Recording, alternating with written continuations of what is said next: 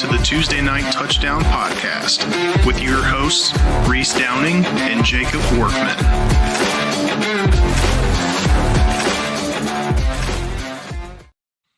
What's going on, guys? It is TNT Tuesday Night Touchdown Podcast, Super Bowl picks and prop bets. We are finally at the last game of the season.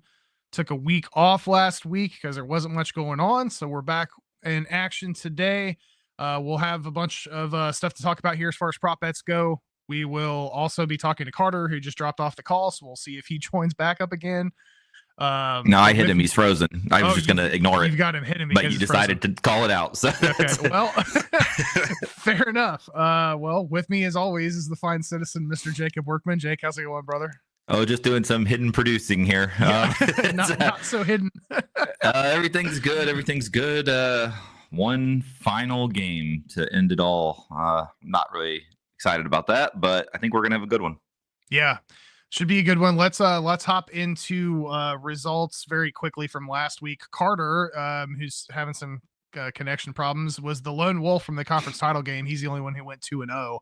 Jake, Ike, and myself went 1-1. We both picked KC correctly, but missed the Commanders. Scott had the only goose egg, picking Buffalo and Washington. And with us again is the Carter. Thanks for joining for the fourth time. You get everything good over there?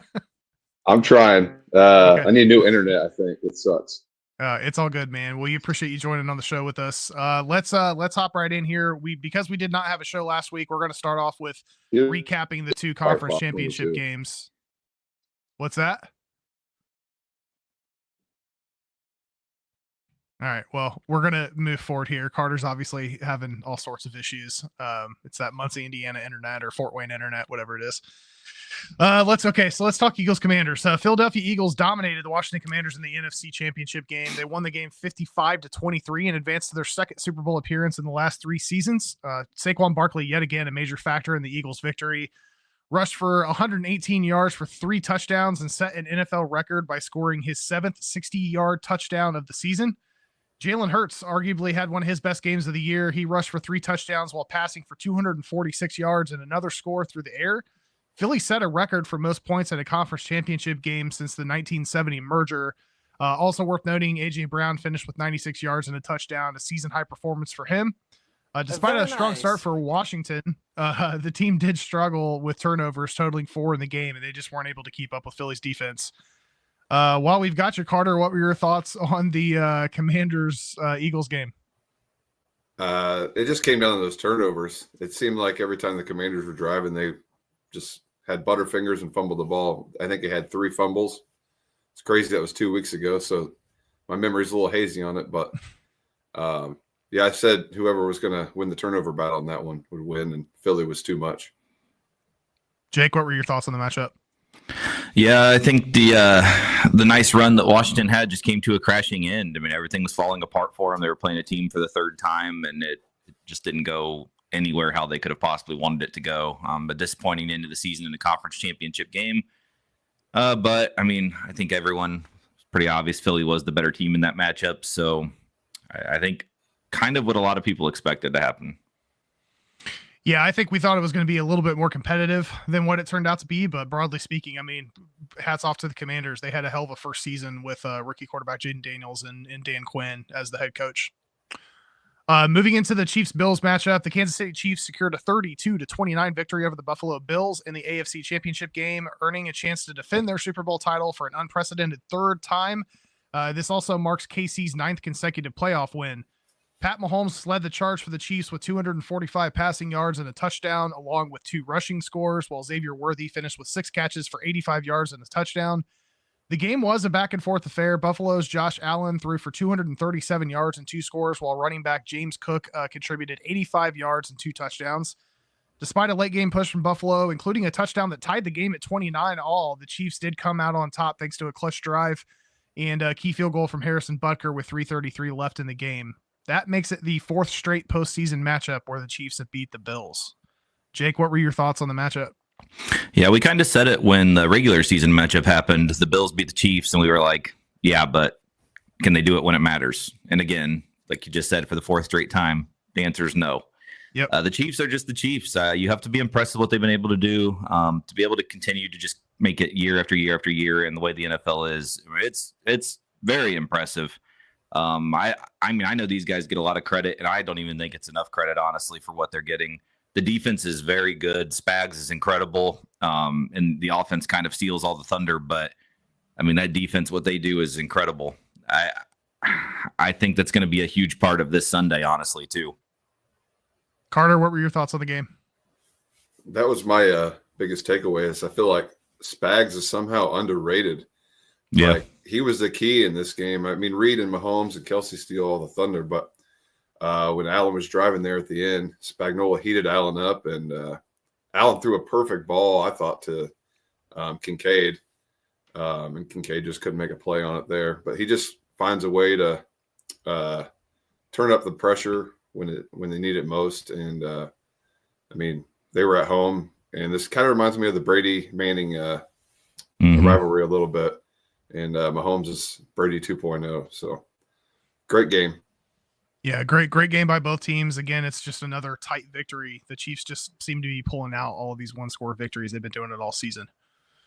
All right, last time we were with you guys, there were 4 coaching openings that were still available: the Cowboys, Raiders, Jags, and Saints. 3 of the 4 of those have since been filled. Let's start in Jacksonville, which was a wild 48 hours. In the last show, the news on the Jags front was that Liam Cohen had withdrawn his name from consideration for the head coaching position. Shortly after that was announced, the Jags announced that they had decided to fire GM Trent Baalke, and it was rumored that they were going to make another run at Cohen. Well, not only did that turn out to be true, but they got their guy. There is a new head ball coach in Jacksonville. He is going to have to work a little bit on his battle cry. Duval.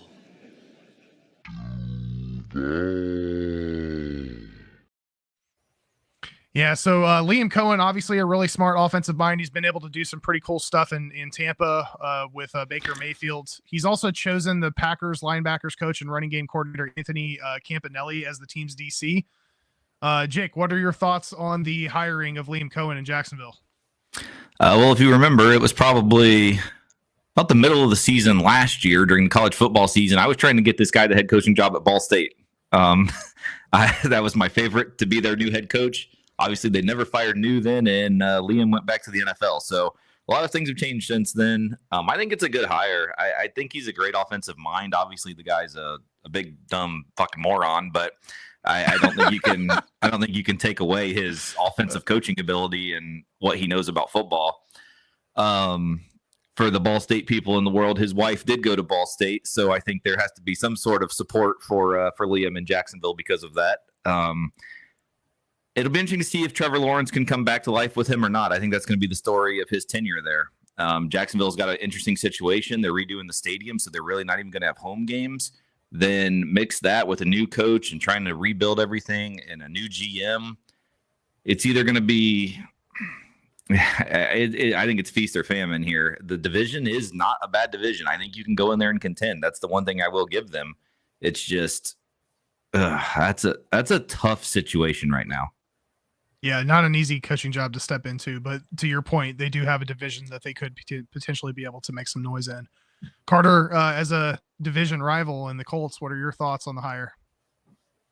I think he's going to have a lot of weapons to work with there on the offense. I'm a big believer in Trevor Lawrence. I know he probably took a step back or two this year, but I've always thought he was really good. He's got Brian Thomas out there. Probably needs to work on the offensive line. Defensively, we know they got players. They drafted in the top 10 for the last 10 years, and they're all a bunch of studs on defense, but they got to get that right. And, yeah, very winnable division for everyone but the Colts. So we'll see how it goes. Yeah, everyone but the Colts. This is times like that. I wish Scott were on the call. Let's move on to the next one here. The Las Vegas Raiders have also found their next head coach after missing out on the Ben Johnson sweepstakes. Tom Brady and the Raiders went after and landed a Super Bowl winning head coach in the gum chomper himself, Pete Carroll.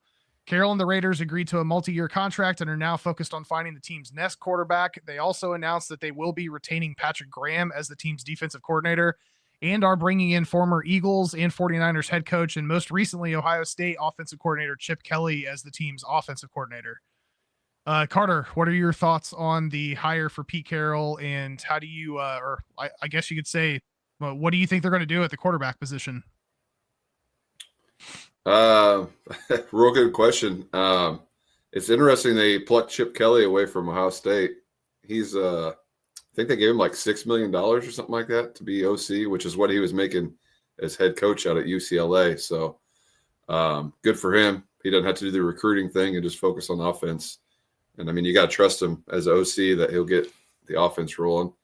Kind of crazy seeing Pete back in the NFL.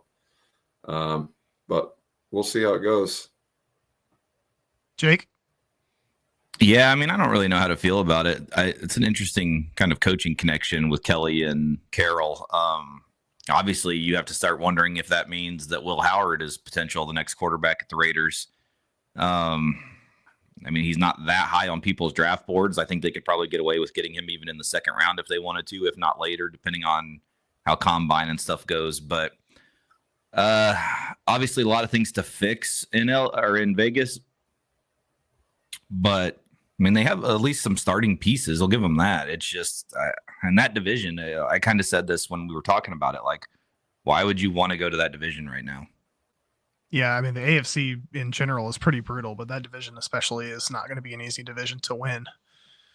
All right, well, we said 3 of the 4 positions have been filled. The third one is the Dallas Cowboys. So despite my plea to do something reasonable, they did announce on January 24th that the Cowboys have hired offensive coordinator Brian Schottenheimer as their next head coach.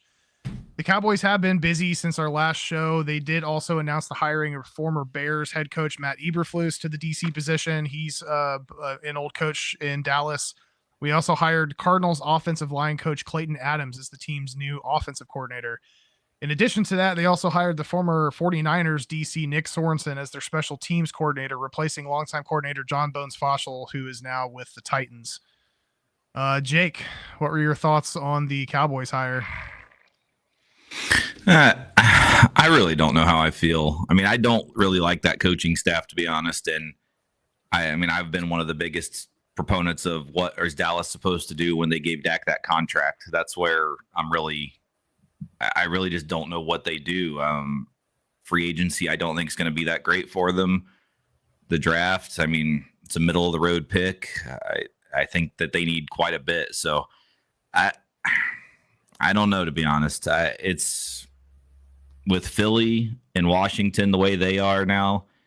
I even think the Giants are not that far away from being better than Dallas at this point.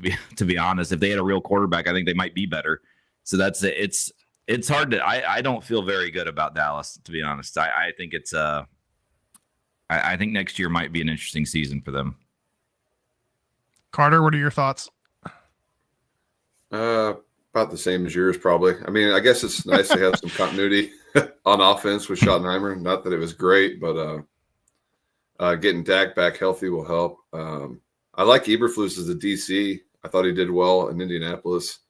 Coming back to Dallas, I've seen online, it seems like Micah Parsons is saying the right things about restarting the franchise and getting them rolling. So, but yeah, it's another tough division with the Commanders and Eagles, and see what the Giants do. Yeah, super difficult division. I'm not, obviously wasn't excited about Schottenheimer as the potential. Now he's obviously in that position. Offensive coordinator by name only. I mean, he wasn't calling plays. That was McCarthy. I do really like the 2 coordinator hires. I like Eberflus. I think he's solid as a DC. I don't think he worked out well as a head coach, but I do think he can be a solid defensive coordinator. And Clayton Adams is a guy who stepped into Dallas a couple times and showed a really strong run game. And I think we need to get back to that. Now, what we do in the offseason, whether it's through the draft or through free agency to try to get a running back, because Rico Dowdle right now is a free agent. We've got, a lot of people are projecting Jonty to be picked at 12.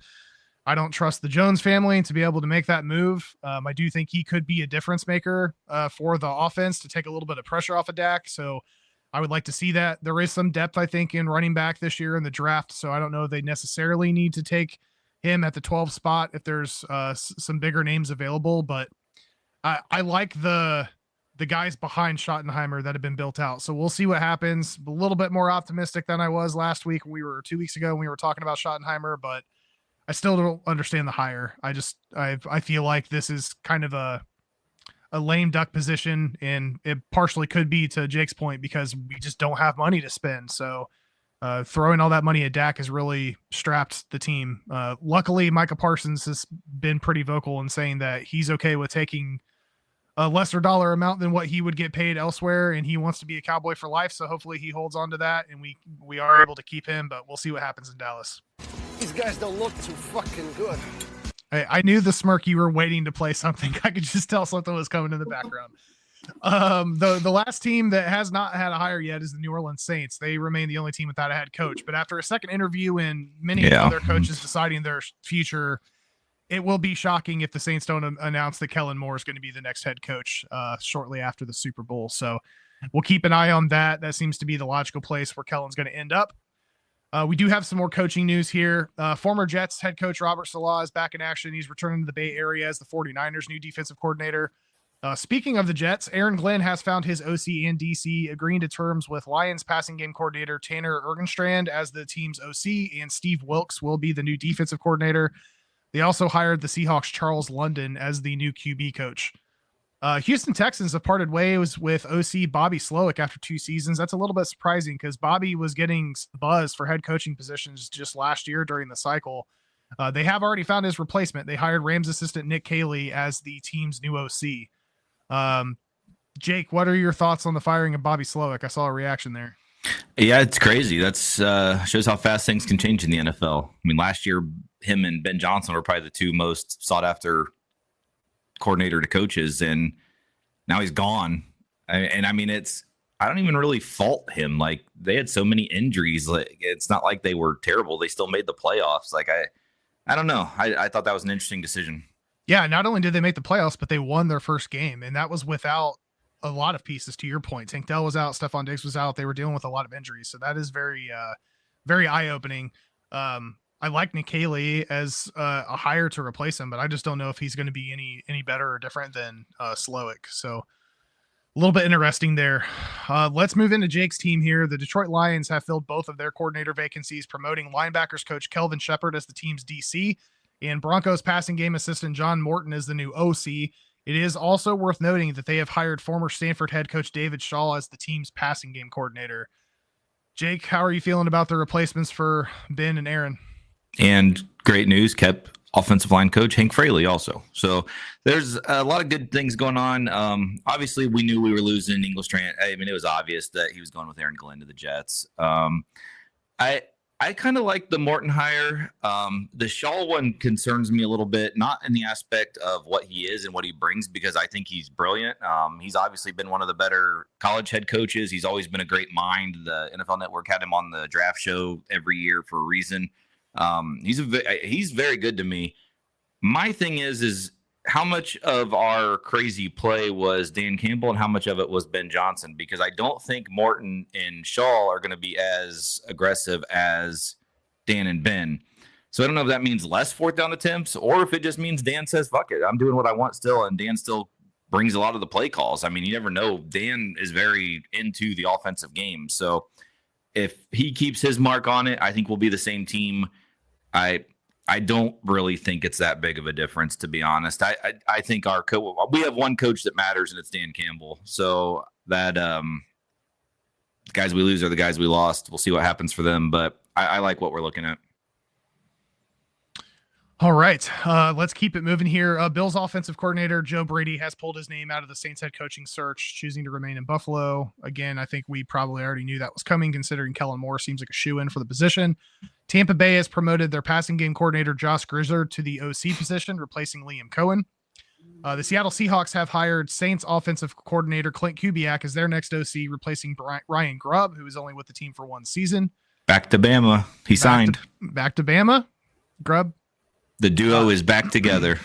Yeah, so that'll be interesting to see DeBoer and Grubb back in action, playing for the Roll Tide there. Bears head coach Ben Johnson has found his coordinators as Chicago signed former Saints head coach Dennis Allen as the team's defensive coordinator and former Denver Broncos tight end coach Declan Doyle as the team's OC. They have also hired Eric Bieniemy as the team's running back coach. Two more quick updates on head coaching stuff. The Ravens and offensive coordinator Todd Monken have agreed to a contract extension. They are also bringing in, I want to get your thoughts on this, Carter. Former Colts head coach Chuck Pagano is back in the NFL for the first time since 2020, landing with the Baltimore Ravens as a senior secondary coach. What were your thoughts on that, Carter? I was hoping you were going to touch on that. I'm excited. That's where he came from before he came to Indianapolis. I mean, he's going back to his roots, like he said, and they got a pretty talented secondary. One of my favorite players in the NFL, Kyle Hamilton. So I'm excited to see what they do there. Safety Kyle Hamilton. It's a couple good names there for Baltimore. And then finally, former Cowboys head coach Mike McCarthy has announced that he will not coach in the upcoming 2025 season and will focus on the 26 hiring cycle. Can I throw in something real quick on? So if Bieniemy was really part of all the craziness of the Chiefs offense a few years ago, I'm really interested to see what kind of shit they can cook up with him and Ben Johnson.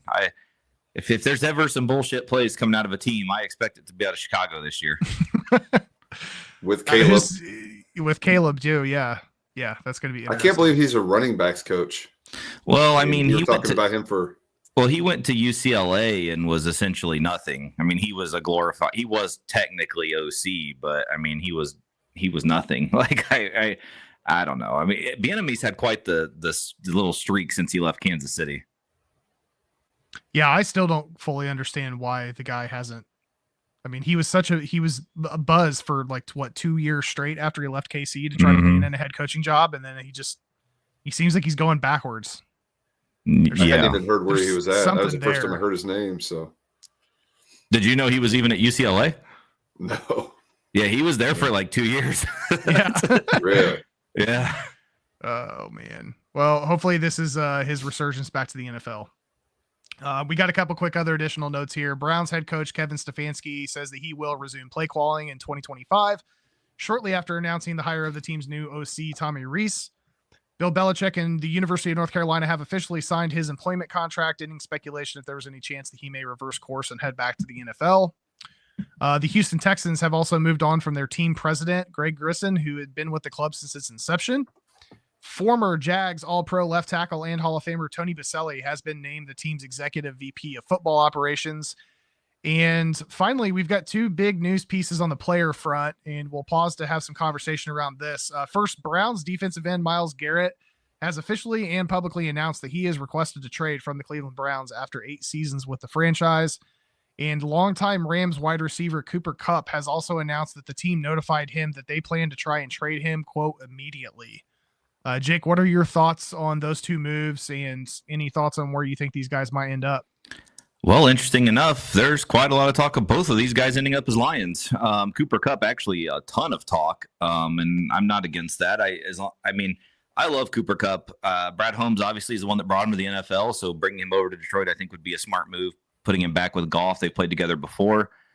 Obviously, health is a little bit of a concern, but Cooper, even when he's 70%, is still an absolute amazing receiver. And he wouldn't have to be a focal point of our offense. He could be a slot player and pretty much just do what he does. He's incredible. He never drops the ball ever. Garrett, I've seen the speculation that it could be a first and a fourth this year, or first and fifth this year, with maybe a first next year in Hendon Hooker. Go ahead, please. I'm for that. I would have no problem giving up 2 firsts. We don't need that much right now. Pairing him with Aiden Hutchinson, we need to add a pass rush to our team. We have the pieces in place. We don't have that big of a window left to win a Super Bowl, I don't think. So I think it's now or never. So make the move, fuck them picks, see if we can do it. Other teams have proven it. Why not? All right, fair enough. Well, as far as Cooper Kupp goes, some of the other teams that have gotten a little bit of buzz include the Washington Commanders, the Houston Texans, Baltimore Ravens, Cincinnati Bengals have been one of those teams, and then the Buffalo Bills I've also seen some information on. Carter, what are your thoughts on both Garrett and Kupp? So for Garrett, I like that.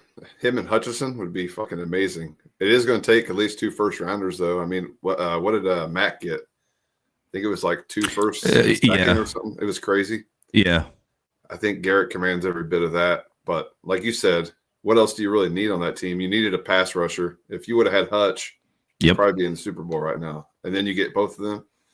And then one name that I kind of thought was interesting you didn't mention for Kupp is the Patriots. Drake May has no weapons there. And I think the Steelers, I don't know if you mentioned them, they seem like they're looking for another pass catcher. So wherever he goes, he's going to be pretty awesome. The Bengals would be interesting because I don't think they're going to be able to re-sign T. Higgins. So him and Chase would be awesome. So it's exciting to see where these guys are going to go. Yeah, we will keep an eye out on it. Of course, if we have any updates, we've got one more week after this one. So if not, we'll be updating you guys when we get closer to the draft. All right. That is it as far as news. Before we hop into actually picking the game, we are going to share some prop bets that we have all picked. Jake, let's just hand it off to you, man. You want to kind of walk through the prop bets you've got here?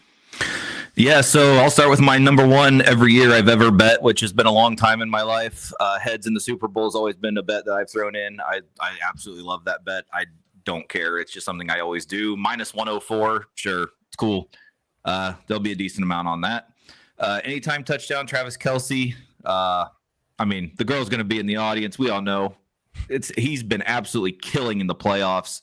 Kind of a resurgence. Like, I think it's just another playoff game for Travis Kelce. You have to expect him to get a touchdown. Under 109.5 rushing yards for Saquon. I trust Spags' defense. I think this is the focal point. Make Jalen Hurts beat you, whether it's with his feet or through the air. Saquon's not going to do it, and I think the Chiefs have the defense that can easily shut him down. I don't foresee him going for 110 yards. Both to record 15 passing yards in each quarter for Hurts and Mahomes. To me, I think this one's fairly simple, to be honest. I like this one. It's minus 105, so you do have to pay a little juice, but I think we're pretty safe here at both of them getting 15 in each quarter. This last one I'm just throwing out just because it's kind of what I like. I like the Chiefs to win by about 10 points in this game. Chiefs 28, Eagles 18. Exact score is plus 50,000. I think it's worth a shot. If we don't have a cha-ching sound, we should. How do you get to 18? They'll find a way. Okay. I didn't know if you had a plan. They'll find a way. Scoregami. I like it. All right, Carter. Let's run through your prop bets here. So first one, over 1.5 fourth down conversions for the Eagles. I think they know they're going to have to be kind of aggressive. They do the tush push. If they get fourth and short, they're going for it. And touchdowns, not field goals, are going to beat the Chiefs. So plus 100, I thought that was a good bet. The longest touchdown, Philadelphia Eagles. I think this is a fun one throughout the whole game because it's not going to be locked up until it's over. The Eagles have had 22 touchdowns of over 20 yards this year, and I think the Chiefs only had 6. I think the Eagles' defense kind of bend but don't break. They're not going to give up any big plays, so I like that one. The next one's over 5.5 rushing yards for Xavier Worthy. I think if he just gets one touch, he breaks that, and he's had a couple carries the last few games. And with 2 weeks, Andy Reid's going to work a way to get the ball in his playmaker's hand. Kareem Hunt, first to 20 yards rushing. I just like the number on this. Saquon was like minus 150. This one was plus 450, and I think Kareem Hunt's already kind of taken over the bell cow role for the Chiefs. And then this last one's probably one of my favorites, especially if you like the under. The length of the longest field goal is going to be greater than total points in the game. And this kind of like has multiple ways to win, even if it gets to like 52 or 53. The over-under's 48, last I saw. They're indoors, so a 50-yard field goal gives you a couple points there, or even 52, 53. So it gives you a few more outs. I was thinking of a reasonable way I could get them to 18. Let's do touchdown, 2-point conversion, touchdown, extra point, field goal. There you go. All right. I knew you were cooking over there. I didn't know what you were cooking up, but I could see the smoke coming out a little bit. Yeah, that's awesome. I went a little bit heavier as far as plus. So I just took a look and see like what can I make some decent money on. The first one here, each team to score 1+ rushing touchdown and 1+ passing touchdown in each half. I don't think that's going to be too challenging depending on how things play out defensively. Last year, or the last time that these guys played, it was a high scoring game. And I know we're thinking that it's going to be a lower scoring game this time around, but you never know in the Super Bowl. That's plus 7,500. Second one I've got here is plus 1+ rushing touchdown in each quarter for either team at plus 2,100. We've got anytime touchdown scorer and Patrick Mahomes at plus 400. We talked a little bit about that before the show. They get inventive. Patrick's not always one that's going to tuck it and run it, but I think this could be a scenario where we may end up seeing that in this game. Score 2+ touchdowns for Saquon Barkley at plus 280. I really like this bet. I'm kind of with Workman in that I don't know that he's going to get over 100 total yards rushing.